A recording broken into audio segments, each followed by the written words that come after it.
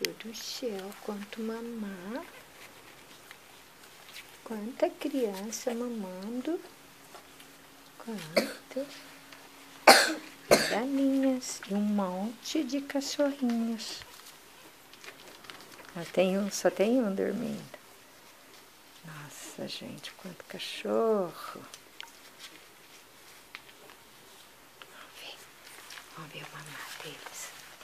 Ah, soltou. Vai, pega de novo. Nossa Senhora, olha só, olha. Outro ali embaixo, outro embaixo. Você viu? Pôs a patinha e empurrou. Você viu, João Vitor? Olha lá.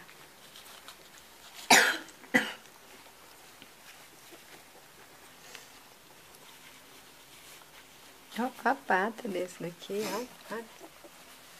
O que foi? Perdeu seu mamar? Não tá achando? Lá vem outro. Achou! Nossa Senhora, agora pegou a patinha. Olha o barulhinho.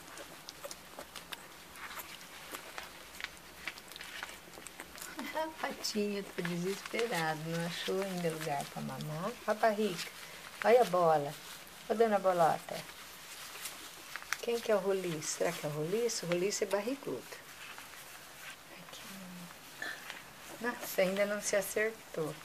Eu vou te ajudar. Ah, não, ele pegou sim. Ai, sobe, acha. Achou. Dallas, quieta, Dallas. Lá vem meu pai chegou. Você vai lá ver se seu pai chegou. Olha lá o outro. Tá vindo. Parece um bigato branco. Parece um bicho de pau podre.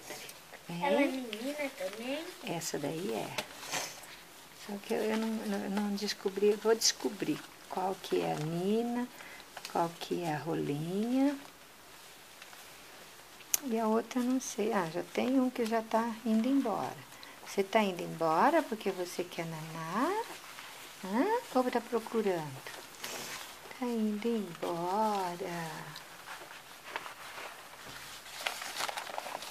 Nossa, acho que agora eu vou tirar um bom sono. Quero achar um lugar para eu dormir.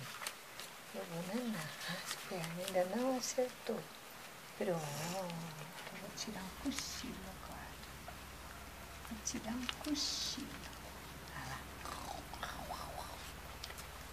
Aqui eu também já cansei de mamar. Quero mais. Quero nanar. Tô cansado. Mamei demais. Nossa, essa menina chegou agora. Tô procurando mamar. Olha, ela chegou rápido, né? A tia Belinha tá descansando, né, Dana?